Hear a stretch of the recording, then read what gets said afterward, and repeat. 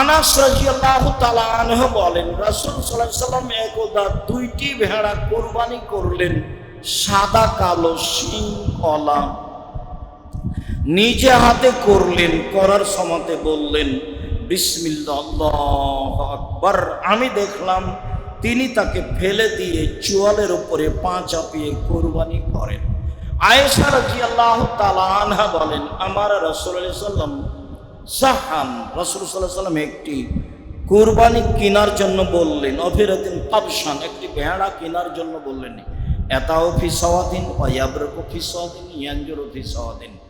কালোতে হাঁটে, কালোতে খায়, কালোতে শয়। কেন তিনি বললেন কালোতে হাঁটে, কালোতে খায়, কালোতে শয়?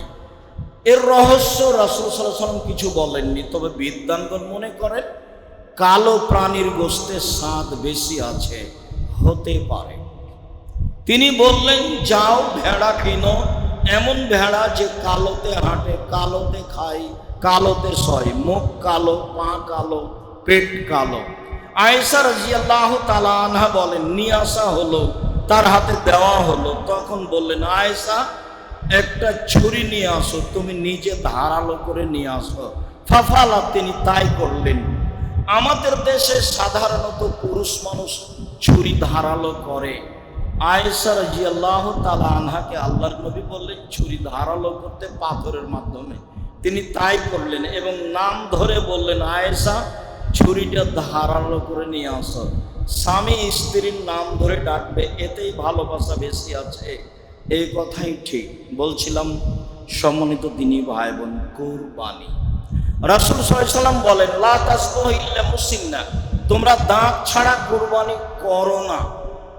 ছাগল দাঁতে 1 বছরে, গরু দাঁতে 2 বছরে, উট দাঁতে 5 বছরে, মানুষ দাঁতে 7 বছরে, সাধারণত এরকম একটা বয়স। 1 বছর হলেই হবে কথা ঠিক নয়, দাঁত হতে হবে এই কথাই ঠিক। বছর না হলেও দাঁত দেখেই কুরবানি করতে হবে, যা রাসূল সাল্লাল্লাহু আলাইহি সাল্লাম বলেন। আলী রাদিয়াল্লাহু তাআলা আনহু বলেন, আমারানা রাসূলুল্লাহ সাল্লাল্লাহু আলাইহি ওয়াসাল্লাম আইনা লোজনা, আমাদেরকে বললেন ভালোভাবে চোখ দেখে নিব, ভালোভাবে কান দেখে নিব। বারা ইবনে আযিব রাদিয়াল্লাহু তাআলা আনহু বলেন, সুইলা রাসূলুল্লাহ সাল্লাল্লাহু আলাইহি ওয়াসাল্লাম মাযা ইত্তাকা মিনাজ যাহায়া, কুরবানি কিনলে কি দেখতে হবে? তাতে তিনি বললেন, আল আরজাল আল বাইয়িনু আরাজুহা, স্পষ্ট ল্যাংড়া হয় না যেন, আল আওয়ার আল বাইয়িনু আওয়ারুহা, স্পষ্ট কানা হয় না যেন, আল মারিজল বাইয়িনু মারাজুহা, স্পষ্ট রোগা হয় না যেন, আলাজ ফালাতে লাতুন, গায়ে গোশত নেই এমন হয় না যেন। পশু কেনার সময় দেখতে হবে লেজ ভালো, কান ভালো, তারপরে আপনার চোখ ভালো, পা ভালো, নিখুঁত কিনতে হবে। নিখুঁত কেনার পরে যদি হাত পা ভেঙে যায় সমস্যা নেই, কিন্তু খুঁতি কিনেছেন তাহলে এটা পরিবর্তন করতে হবে, এ কথাই ঠিক। বিক্রি করে আবার কিনতে হবে। পশু প্রাণী কুরবানির জন্য নিখুঁত কিনতে হবে। কুরবানির সাথে আকিকার কোনো সম্পর্ক নেই। আকিকা হচ্ছে পিতার জিম্মেদারি, 7 দিনের দিন করতেই হবে। আমাদের দেশের ভাষায় ও তো করবে আর বাপকে করতে হবে, মানে আকিকা দিতেই হবে। 7 দিনের দিন আকিকা দিতেই হবে, এটা পিতার জিম্মেদারি। 14 দিনে চলে না, 21 দিনে চলে না, জীবনে একদিন চলে না, একটা হাদিসও ঠিক নয়। 7 দিনের দিনই করতে হবে। গরু দিয়ে চলে না, উট দিয়ে চলে না, ছাগল ছাগি, ভেড়া ভেড়ি, দুম্বা দুম্বি, এই 3 শ্রেণীর 6টা প্রাণী দিয়ে আকিকা দিতে হবে। কানা হোক, ল্যাংড়া হোক, চলতে পারুক না পারুক, 2 মাসের হোক, 1 মাসের হোক, কোনো শর্ত নেই। ছাগি হোক, পাঁঠি হোক, যেটাই হোক না কেন আকিকা দিতে হবে। 7 দিনের দিন ওর বাপ আকিকা দিতে বাধ্য। কানা ল্যাংড়ার সাথে আসে যায় না। কুরবানি নেকির কাজ, একেবারেই নিখুঁত হতে হবে, মোটা তাজা হতে হবে। বলছিলাম সম্মানিত দিনী ভাই, কুরবানির পশু দেখে কিনতে হবে, এ কথাই ঠিক। জাবের রাদিয়াল্লাহু তাআলা আনহু বলেন, রাসূল সাল্লাল্লাহু আলাইহি ওয়াসাল্লাম বলেছেন, আল বাকরাতুন সাবাতিন আল জাজুরুন সাবাতিন, গরু 7 জনের পক্ষ থেকে, উট 7 জনের পক্ষ থেকে। মুসলিম। ইবনে আব্বাস রাদিয়াল্লাহু তাআলা আনহু বলেন, কুন্না মা নবী সাল্লাল্লাহু আলাইহি সাল্লাম ফি সাফারিন, আমরা একদা সফরে রাসূলের সাথে ছিলাম। ফাহাজার লাজহা, কুরবানি চলে আসলো। ফাস্তারাকনা, আমরা অংশগ্রহণ করতে 7 জন আর উটে 10 জন। বুখারী মুসলিম। সম্মানিত তিনি ভাই, ভাগে কুরবানি চলবে, এটা হাদিসে বোঝা যাচ্ছে।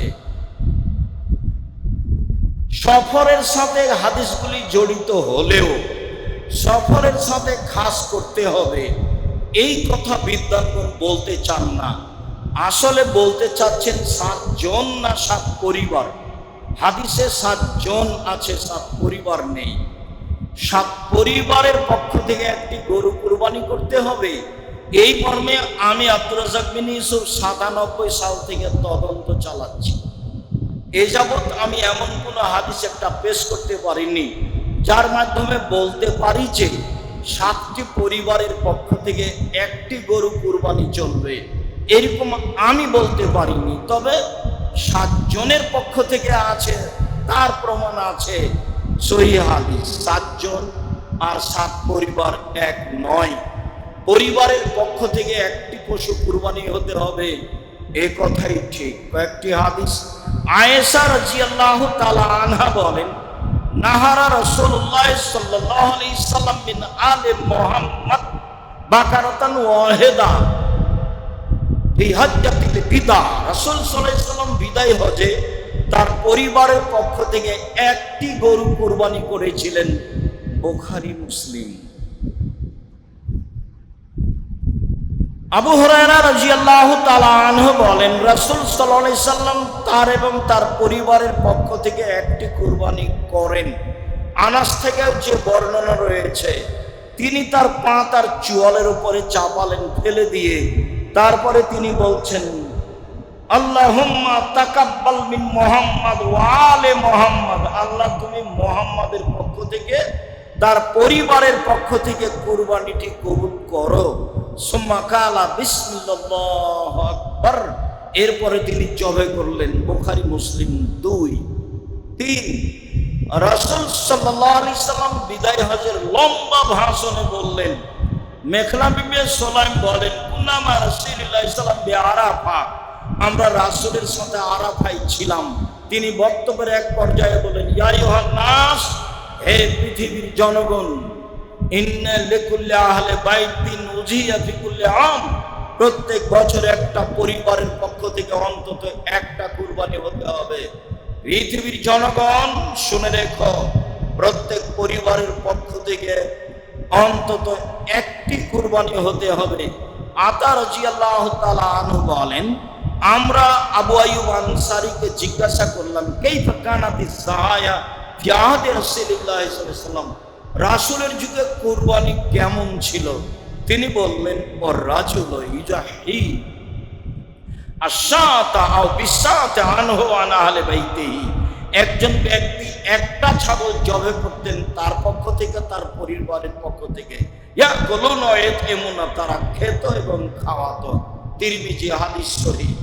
সম্মানিত তিনি ভাই, আমরা বলছিলাম একটা পরিবারের পক্ষ থেকে একটা কুরবানি হতে হবে, অন্তত 100টা জবে করেন। কুরবানি হওয়া ভালো, একাধিক করেন। সারা জীবন ভাই ভাই ভিন্ন থাকে, কুরবানির সময় এসে 3 ভাইয়ের টাকা জমা করে একটা গরু কিনতে হবে, এই হিসাব হবে না। ভাত ভিন্ন যখন, সংসার ভিন্ন তখন, ভাত ভিন্ন যখন, সংসার ভিন্ন তখন, সংকীর্ণ পথে যান কেন? আমি আমার বাপ চাচাকে চিরদিন দেখেছি ভাগে কুরবানি দিতে। আমরা যেদিন থেকে বুঝেছি সেদিন থেকে যায় না। ভাগে কুরবানি দিতে হবে আপনাকে, এটা কে বলে দিল? মানুষ দাপট দেখাচ্ছে, সেটা ভিন্ন কথা। দাপট সেটা ভিন্ন জিনিস। মানুষ তো বলছে, কে বলেছে ভাগে কুরবানি চলবে না? মানুষ তো কথা বলছে, আমরা ওই কথার উত্তর দিতে যাইনি। 7 জন আর 7 পরিবার এক নয়, এ কথা বলছি। মাওলানা আব্দুল্লাহ আল কাফি আল কুরাইশি রাহিমাহুল্লাহ, আহলে শীর্ষস্থানীয় মানুষ, তিনি বলছেন একটি গরুতে 7টি পরিবার অংশগ্রহণ করতে পারবে, এরকম হাদিস আমি আব্দুল্লাহ আল কাফি আল কুরাইশি জানি না। ফতোয়া মাসাইল বই, 60 সালে তিনি ইন্তেকাল করেছেন, আমাদের জন্মের আগে। তার কথা চলে না, আপনার কথা চলে? একটা পরিবারের পক্ষ থেকে একটা পশু কুরবানি হতে হবে, এ কথাই ঠিক। আপনি গোস্তের আশায় কুরবানি করেন না, নেকির আশায় কুরবানি করেন। যেসব মাধ্যম দিয়ে আল্লাহকে খুব বেশি সন্তুষ্ট করা যায় তার একটা বড় মাধ্যম কুরবানি। আপনি কুরবানিকে গোস্ত মাধ্যম মনে করিয়েন না, আল্লাহকে সন্তুষ্ট করার একটা বড় মাধ্যম মনে করেন। ভালো করে মনে রাখবেন, আল্লাহকে যেসব সন্তুষ্ট করার বড় বড় মাধ্যম রয়েছে তার একটা বড় মাধ্যম হলো কুরবানি। টাকা বেশি আছে, রাজস্থান থেকে উট কিনে নিয়েছেন। টাকা কম আছে, ষাঁড় কিনেন। টাকা কম আছে, খাসি কিনেন। টাকা কম আছে, ছাগি কিনেন। টাকা কম আছে, ভেড়া ভেড়ি কিনেন। আজও ভেড়া 3,000 টাকাতে পাওয়া যাবে, 7,000 টাকা, 10,000, 20,000 টাকা ভাগে লাগে। কি বুঝাতে চাচ্ছেন আপনি?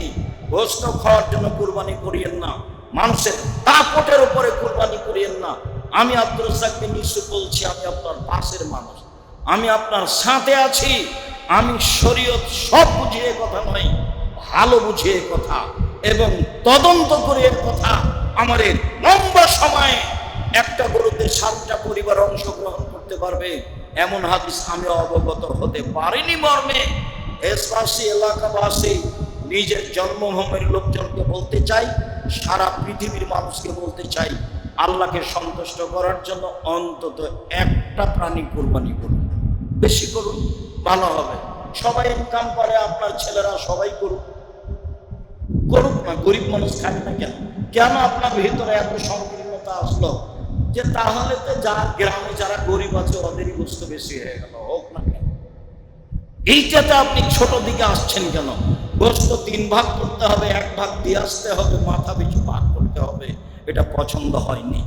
না যাই হারাম বলতে চায় না, 3 ভাগ করা হারাম বেদাতে কথা বলতে চায় না। 3 ভাগ করেছেন, 1 ভাগ দিয়ে এসেছেন, বাস একটু ধৈর্যের পরিচয় দিন, ওটা থাক। ওরা যারা দেন তারাই ভাগ করে নেই, আর নাহলে আরো কিছু কম দিয়ে আসেন। গ্রাম্য পঞ্চায়েত শুধু কুরবানির দিন দেখতে হবে, নামাজ পড়ে না সেদিন দেখতে হয় না, শুধু ওই ফেতরা দেওয়ার দিন দেখতে হবে। সর্দার সাহেব, গ্রামবাসী ভুল হিসাব। আমি অনেক দিন থেকে গ্রামে বসবাস করি না, গ্রামের কর্মকাণ্ড আমাকে ভালো লাগে না, আজও আমি পছন্দ করি না। তবে আমি আপনার সাথে আছি মর্মে। আজকেই আপনাকে দলীয় দাপট দেখাতে হবে, ক্ষমতা দেখাতে হবে, গ্রাম্য সরকারের গতিবিধি দেখাতে হবে, তা নয়, এটা ঠিক নয়। ভাগে কুরবানি করিয়েন না। কম টাকা দিয়ে ভেড়া কিনেন, ছেলে মেয়ে আছে, টাকা পয়সা আছে, 10টা কিনেন, তাতে আসে যায় না। 3 ভাগ করলে গুনাহ হবে না, তার চেয়ে কম করেন, তবে যা দিয়েছেন তারা ভাগ করিয়েন। ভাগ করলে পাপ হবে এই কথা আমাদের তদন্তে আসে না, তবে ভাগ না করাই ভালো। আরো দেন, বেশি দেন, যারা দেয়নি তারা বেশি পাক। বলছিলাম কুরবানি, চন্দ্র উঠলে নখ কাটা যাবে না, চুল কাটা যাবে না, এ কথাই ঠিক। হাদিস বুখারী মুসলিম। তবে হাদিসের ভাষা যা, তাতে যে কুরবানি দিবে মালিক তার জন্য এটা জরুরি হুকুম, পরিবারের জনগণ তার অধীনস্থ নয়। যদিও সবার পক্ষ থেকে কুরবানি হচ্ছে মর্মে ভালো হতে পারে সবাই নখ চুল না কাটুক, তবে যে ব্যক্তি কুরবানি দিচ্ছে তার প্রতি এ আদেশ। বলছিলাম যেসব মাধ্যম দিয়ে আল্লাহকে সন্তুষ্ট করা যায় তার একটি বড় মাধ্যম কুরবানি। বৈধ পয়সা দিয়ে কুরবানি করুন, ভালো হবে। প্রত্যেকটা পরিবারের পক্ষ থেকে কুরবানি করুন, ভালো হবে। নিখুঁত প্রাণী কুরবানি করুন, ভালো হবে। কুরবানির সাথে আকিকার কোনো সম্পর্ক নেই, কুরবানির সাথে আকিকার কোনো সম্পর্ক নেই। আকিকার গোশত ভাগ করতে হবে 3 ভাগে, এ কথা নয়। পাড়া প্রতিবেশীকে দিতে হবে, এ কথা নয়। কাউকে দিতে হবে, এ কথা নয়। আকিকার নিজস্ব গোশত আমি খাবো কি দেবো সেটা আমার ব্যাপার। দেশের প্রথা আছে দেওয়া, দেন না, দেওয়া খারাপ কিছু নয়, আরো ভালো দেন। একটা পরামর্শ দিই, বা আকিকার খাসি জবাকিরা গ্রামবাসীকে দাওয়াত দিয়ে দেন, একটা লম্বা খাবার খাওয়িয়ে দেন, ভালো হবে। গ্রামের সাথে তো খালি হুড়াহুড়ি হয়, খাওয়ানো তো হয় না। অত হুড়াহুড়ি কমিয়ে খাওয়ালে তো ভালো হয়, খাওয়ানোই ভালো। চেষ্টা করেন, ভালো হবে। পরস্পরের ভ্রাতৃত্ব ভালোবাসা বজায় রাখার চেষ্টা করুন, ভালো হবে। বলছিলাম আকিকার সাথে কুরবানির কোনো সম্পর্ক নেই। কুরবানি আল্লাহকে সন্তুষ্ট করার জন্য হয়ে থাকে। সম্মানিত দিনী ভাই, গ্রামবাসী, এলাকাবাসী, বৈধ পয়সা দিয়ে কুরবানি করুন। আমাদের পক্ষ থেকে জোরালোভাবে পরামর্শ থাকছে।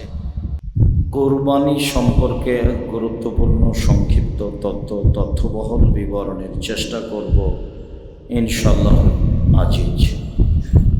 কুরবানি শব্দটি কুরব থেকে নির্গত, যার অর্থ হচ্ছে নৈকট্য লাভ করা।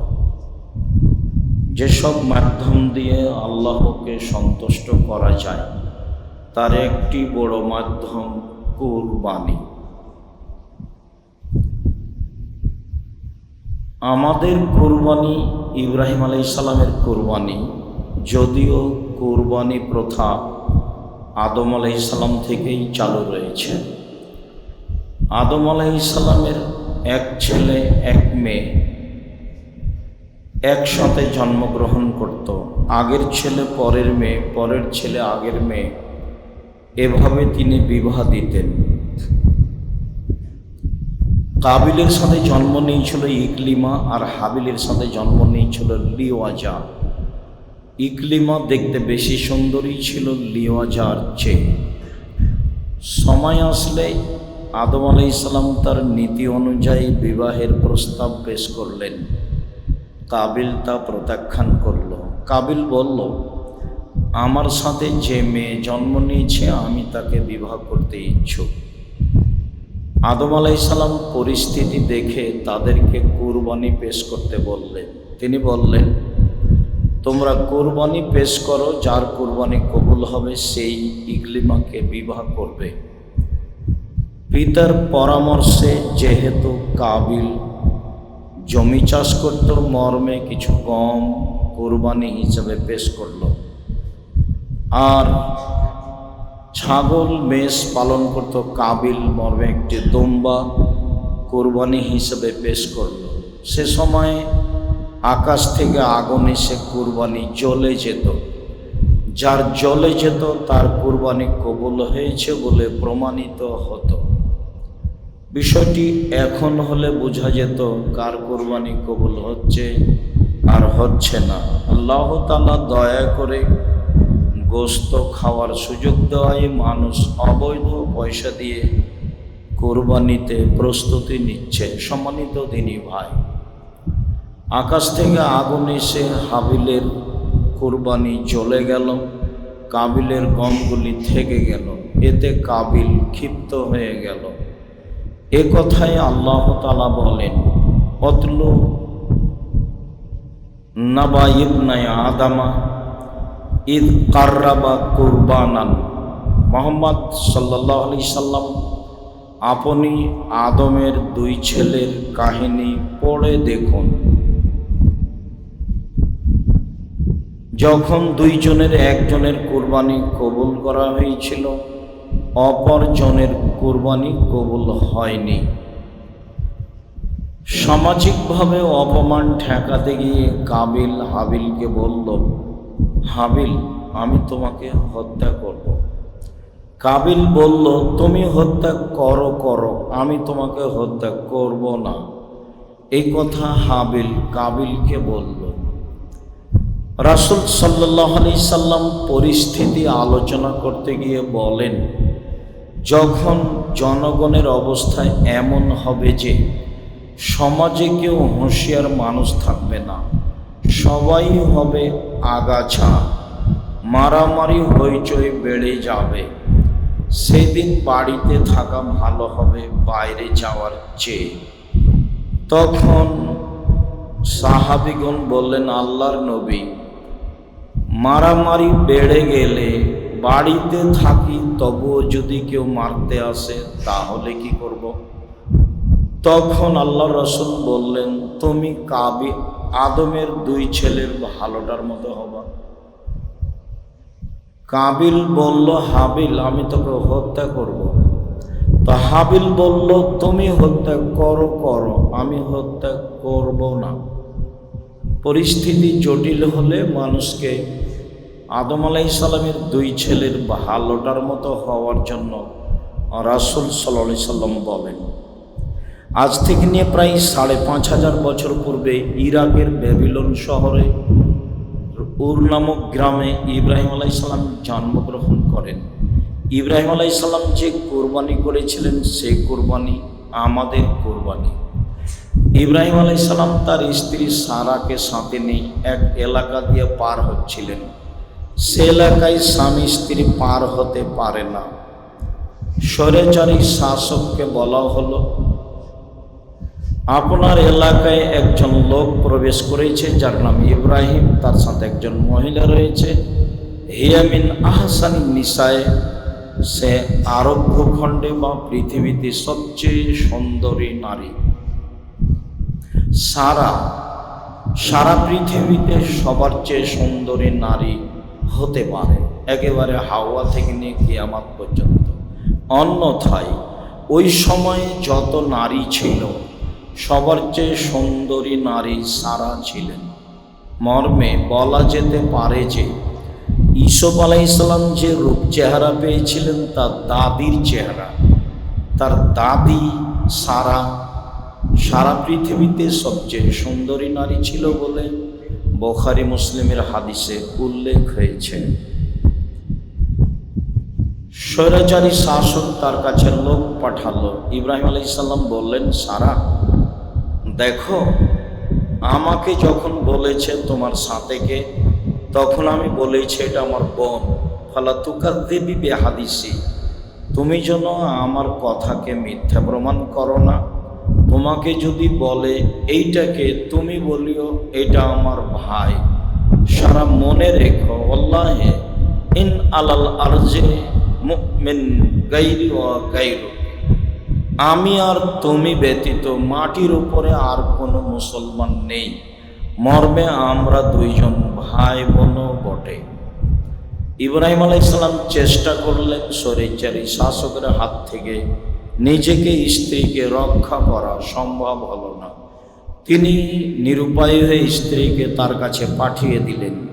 সারা তার ঘরে ঢুকতেই স্বৈরাচারী শাসক দাঁড়ালো, তার গায়ে হাত লাগাবে। মর্মে সারা বললেন, থামেন, আগে অজু হবে, 2 রাকাত সালাত হবে, তারপরে কোনো কথা।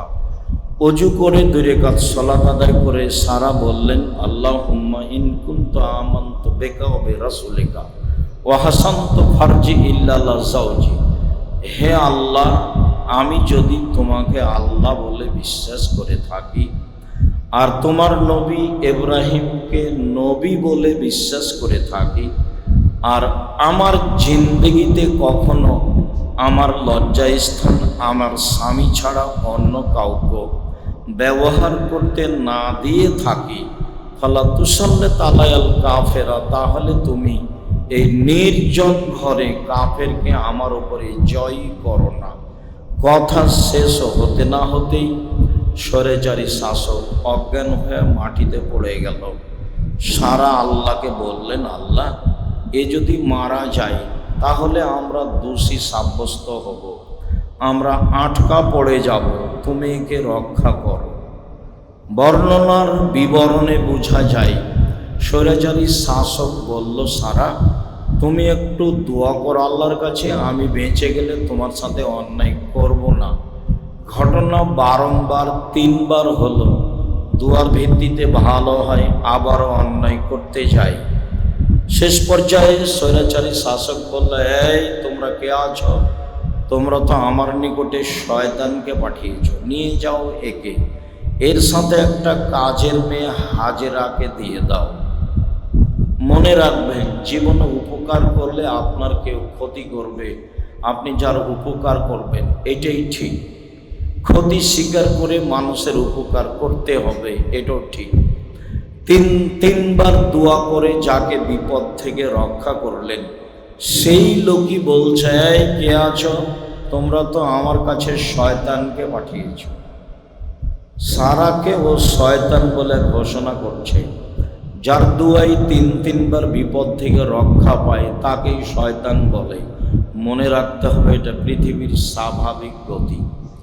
আপনি উপকার করলে সে ক্ষতি করবে, এটাই স্বাভাবিক হতে পারে, যা আপনি দেখে আসছেন। সম্মানিত দিনী ভাই, বলছিলাম সারা কাজের মেয়ে হাজেরাকে সাথে নিয়ে চললেন স্বামীর কাছে। স্বামীকে বললেন, আল্লাহ স্বৈরাচারী শাসককে সফল করেনি, সে আমাদের একটা কাজের মেয়ে যে দিয়েছে, তার নাম হাজেরা। ইব্রাহিম আলাইহিস সালাম স্ত্রী সারা ও কাজের মেয়ে হাজেরাকে নিয়ে চললেন। এক পর্যায়ে সারা বললেন, হাজেরা, আমাদের তো কোনো ছেলে মেয়ে নেই, তুমি আমার স্বামীর সাথে বিবাহ বন্ধনে আবদ্ধ হও, আমাদের ছেলে মেয়ে হলে ভালো হবে। হাজেরা বললেন, দেখেন, যা আছি ভালো আছি, বিবাহ হলে ভালোবাসায় ফাটাল ফাটবে, যা আমি চাই না। একাধিকবার বলার পরে বিবাহ হয়েই গেল। সময়ের গতিতে ইসমাইল আলাইহিস সালাম জন্ম নিলেন। যা হওয়ার তাই হলো, দ্বন্দ্ব দেখা দিল। ইব্রাহিম আলাইহিস সালাম তার স্ত্রী হাজেরাকে সাথে নিয়ে, দুধের বাচ্চা ইসমাইলকে সাথে নিয়ে চললেন বনেবাস স্বরূপ কাবা ঘরের পাশে। ফাওয়াজাহুমাইন্দা দাওহাতা ফাওকা জামজামা, তিনি তার স্ত্রী হাজেরা ও দুধের বাচ্চা ইসমাইলকে জমজম কূপের উপর কাবা ঘরের পাশে গাছের নিচে রেখে উল্টা ঘুরে যেতে লাগলেন। পিছনে পিছনে স্ত্রী হাজেরা হাঁটতে লাগলেন আর বলতে লাগলেন, ইব্রাহিম আইনা তাজহা, আইনা তাজহাবে ইব্রাহিম, ইব্রাহিম আপনি কোথায় যাচ্ছেন? অর্থাৎ রোকনা বেহাজলাদি লেসা বিনশলাশায়, আপনি এমন একটা উপত্যকায় ছেড়ে যাচ্ছেন যেখানে মানুষ তো নেই, ঘাস পাতাও নেই, আপনি আমাকে কিছু বলবেন না? বলেন কিছু। বারবার বলছেন, ওয়ালা ইয়ালতাফিতু ইলাইহা, কিন্তু ইব্রাহিম আলাইহিস সালাম স্ত্রীর দিকে ঘুরে দেখছেন না। ওপর থেকে এটা আদেশ আছে। ইব্রাহিম আলাইহিস সালাম তার স্ত্রীকে ভালোবাসতেন না, ঘটনা তা নয়। 90 বছর বয়সে একটি সন্তান পেয়েছেন, সেই বাচ্চা এবং সেই স্ত্রীকে এইভাবে রেখে আসবেন, তা হতে পারে না। বারবার যখন বলার পরেও ঘুরে দেখলেন না, তখন স্ত্রী নিরুপায় হয়ে বলছেন, আতাজাব বিইজনিল্লাহ, আপনি কি আল্লাহর অনুমতিতে যাচ্ছেন? ইব্রাহিম আলাইহিস সালাম বলেন, না, হ্যাঁ, এছাড়া তিনি আর কিছু বলেননি। তখন স্ত্রী হাজারা বলছেন, ঠিক আছে, ফালা ইউযায়্যিনাল্লাহু তাআলা, আল্লাহ তাহলে আমাদেরকে ধ্বংস করবেন না বলে তিনি ফিরে আসলেন। বাচ্চার পানির প্রয়োজন, কোথায় পানি পাওয়া যায়? পাশে পাহাড়, সাফা পাহাড়। উঠলেন, পথঘাট দেখা যায় না। নেমে মারোয়া পাহাড়ের দিকে গেলেন, উঠলেন, কোনো মানুষজন নেই।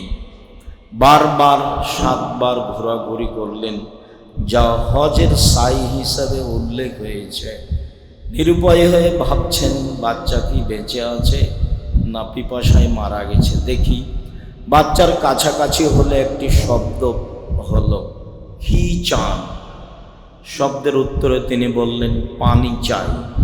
এতে জিবরাইল আলাইহিস সালাম পায়ের আঘাত দিয়ে একটি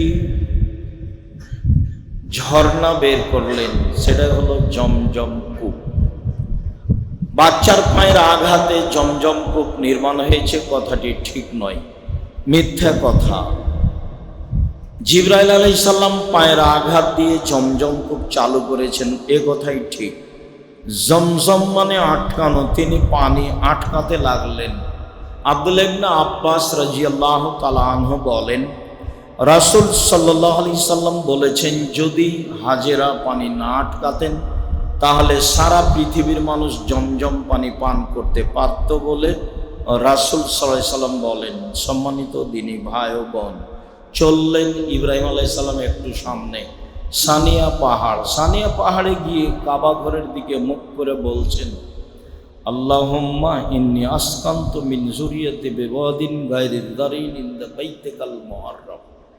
ইব্রাহিম আলাইহিস সালাম বলছেন, হে আমার প্রতিপালক, আমি আমার পরিবারের কিছু অংশ তোমার কাবা ঘরের পাশে রেখে দিলাম, যেখানে মানুষজন তো নেই, ঘাস পাতাও নেই। তুমি যা বলেছো তাই আমি করলাম। একটু আগে স্ত্রী যা বললেন, পরে স্বামীও তাই বললেন। স্বামীও বললেন, তোমার আদেশে আমি আমার স্ত্রী ও দুধের বাচ্চাকে কাবা ঘরের পাশে রেখে দিলাম। তখন কাবা ঘর নির্মাণ হয়নি, তবে ইব্রাহিম সালাম জানেন যে এখানে কাবা ঘর হবে, তার বক্তব্যে কথায় বোঝা যায় তিনি বলছেন, আল্লাহ আমার পরিবারের কিছু অংশকে তোমার কাবা ঘরের পাশে রেখে দিলাম,